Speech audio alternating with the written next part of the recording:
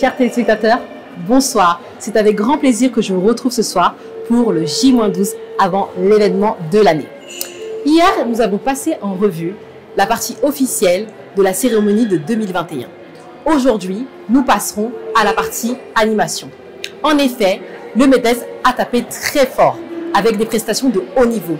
Africa Born Star, le groupe mythique d'Aradji Family, le Baïfal de la musique sénégalaise, Carlou D, et en guest star, Ngaka Blindé. Pour couronner le tout, le Golden Boy de la musique sénégalaise, Wally Ballago Seck. Ce fut un show exceptionnel.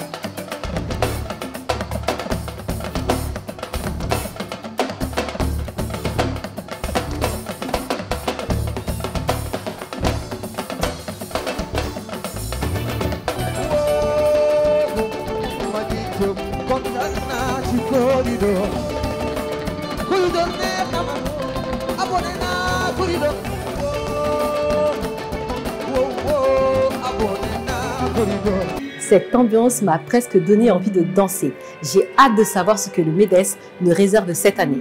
N'oubliez pas, plus que 12 jours avant l'événement de l'année. Je vous retrouve demain, même chaîne, même heure, pour le J-11. Bonne soirée à vous. Au revoir.